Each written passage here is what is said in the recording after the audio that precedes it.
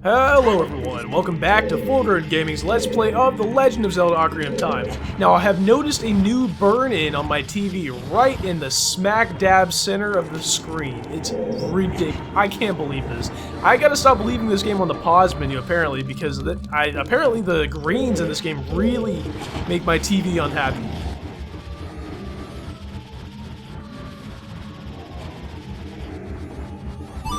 Alright, I've made it. Now, I just decided to speed that up just because, I don't know why, pushing those blocks is really tedious to me. Now, getting up here, there's a cool thing we can do. As you can see, Navi flies all the way over there, and there is actually a Gold Skulltula over there. So let's go ahead and play the Scarecrow song. It's been a while, so hopefully I remember it. I guess I will never forget that. I don't know why you would invest time trying to create a really convoluted song. Oh man, I put the hookshot away. Because you're gonna have to play that song and remember it. It doesn't go in your start menu or whatever. It doesn't keep track of it for you. So you might as well make it as easy as possible. Now, I believe this is going to be our third... I forgot how many we've already gotten in this dungeon.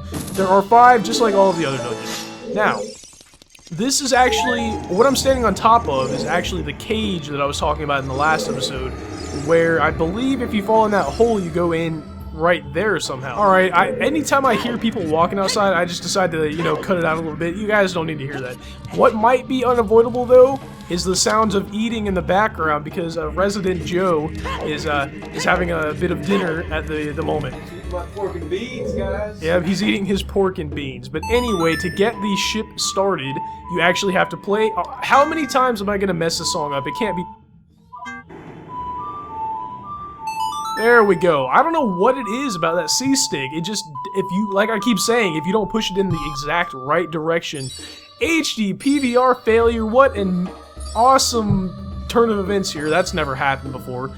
Anyway, yeah, the C button, or the C-stick is a little bit annoying. I know I've mentioned that, so I'm not going to really harp on it. This thing is kind of cool. I think this is... I don't know how it's suspended up in the air like this. I guess it's just a magic ship somehow.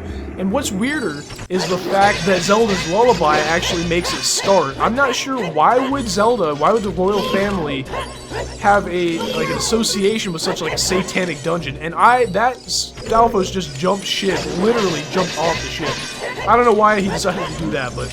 Now, I'm not sure how many of these take actually with the big Goron sword.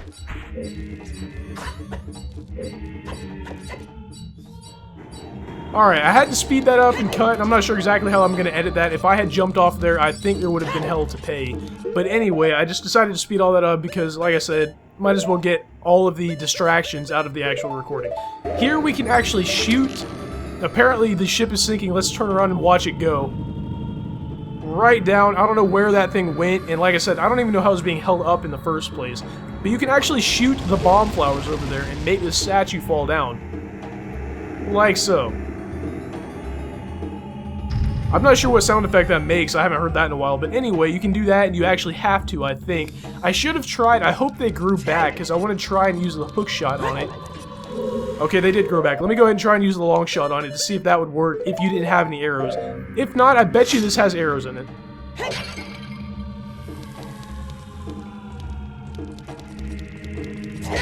There we go, so apparently if this doesn't work, it wouldn't be too hard to find arrows. But let's go ahead and see if the long shot would work.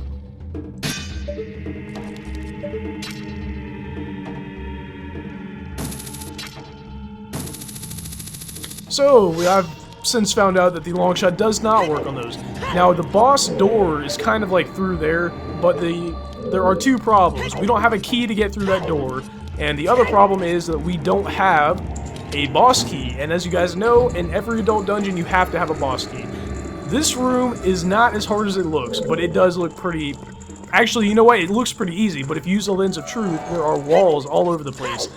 I'm not sure if you have to go in all of these rooms, but I'm going to anyway. But these enemies, like I said, those floor masters, I think those are floor masters, and the ones that actually drop from the walls are wall masters, so I guess that makes sense. For whatever reason, they decided to make this one invisible, so I think that's a little bit ridiculous, but whatever. Now, hopefully, I wonder if a spin attack, why am I not... Oh, okay, I get it. If you're using the lens of truth, you can't actually use the spin attack. I wasn't aware that that's how it worked. Now you guys are going to get to see this thing grow back, so I'm going to go ahead and speed this up because I've shown you this fight before. Alright, so we took care of them. Now, I'm not sure if they're going to give me anything. I don't think they give me a key. I'm guessing that that is going to be full of arrows, but I'm not sure.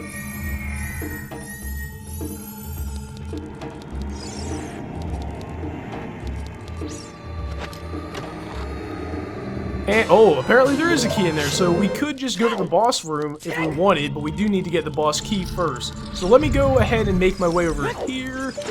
And there's a wall. I knew there was going to be a wall there. Anytime in this dungeon you think you can just walk in one direction and make it without having to go 5 million other directions just to get into that one room, you're probably mistaken. Now, in here, I think there was a Gold Skulltula somewhere. Yep, there he is right there. Now, I'm not sure exactly how you're supposed to get out of this room. I think the door locked behind me. Well, apparently it didn't. I think... Actually, I'm not sure what's in here. Let me go ahead and throw bombs in there, and I'll tell you guys what happens.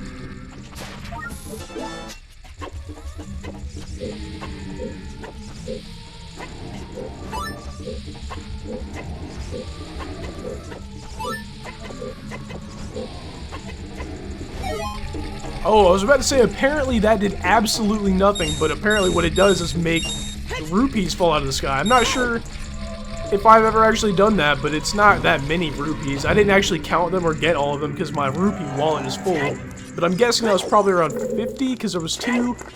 I don't know, 55, we'll just give it at that. Anybody that's watching that, if you count however many rupees there, I can give you absolutely nothing but a pat on the back. Now, in this room right here, we actually have to use Din's Fire, I believe. I'm not sure, we might be able to use the fire arrows, but as you can see, the walls are closing in. Let's go ahead and use Din's Fire, though.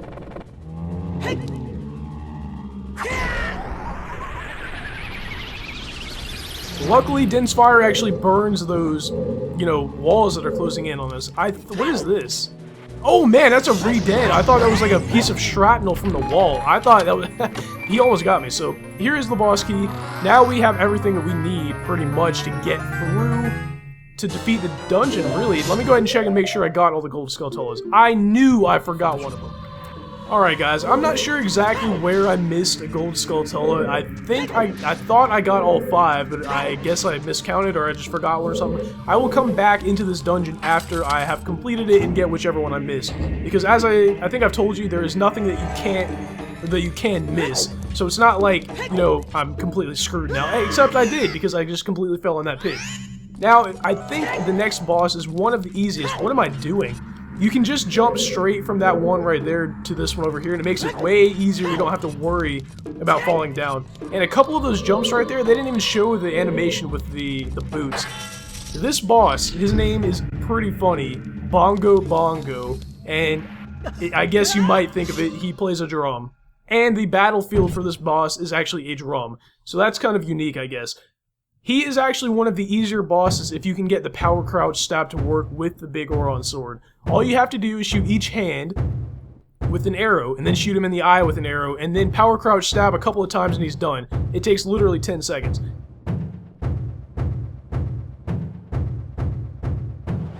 Phantom Shadow Beast, Bongo Bongo. Now, let me go ahead and try this. This guy does actually remind me of that one Mario boss. Or, I don't even know if you can classify that as a boss, really. That one, it was in this temple. I'm sure Joe remembers, right?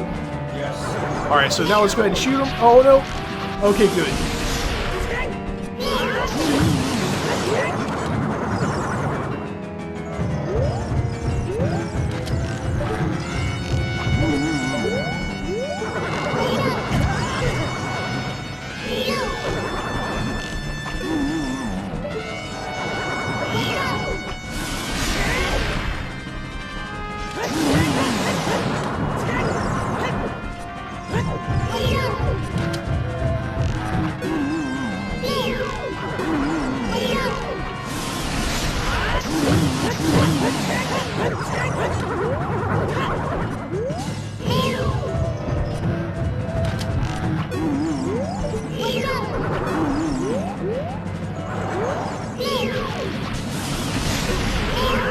And there we have it, guys. Bongo Bongo is completely done. I failed there a couple of times, but as you can see, he barely... I don't even know if he hit me at all.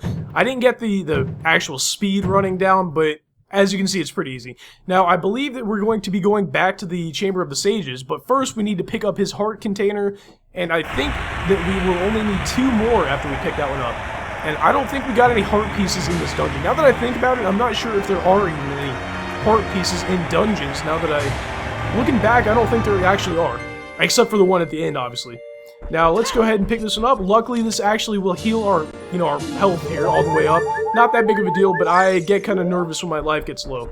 But let's go ahead and watch this cutscene.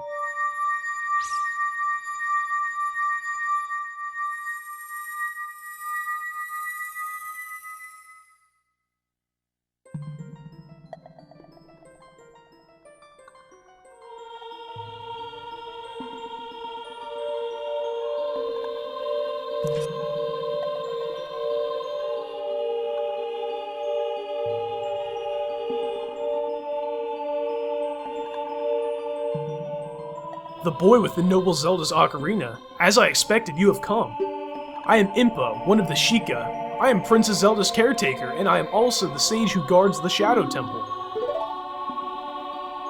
We Sheikah have served the royalty of Hyrule from generation to generation as attendants. However, on that day 7 years ago, Ganondorf suddenly attacked, and Hyrule Castle surrendered after a short time.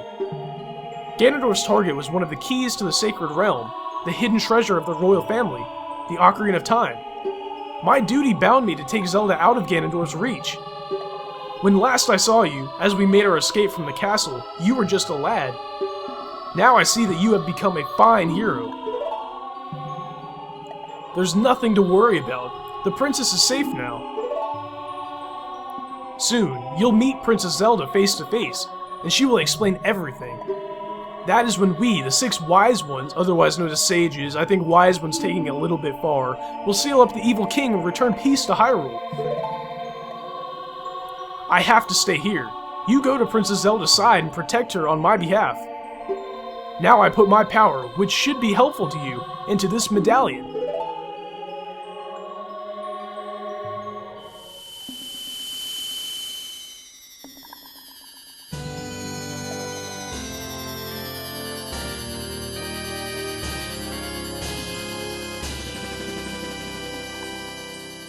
And that, guys, is the second to last medallion in the entire game. As soon as this cutscene is over, I have something hilarious to tell you that just happened. Please look for the princess.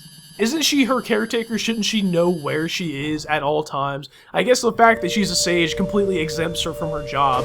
Or maybe the fact that she's a sage, outshines the fact that she was a child's caretaker.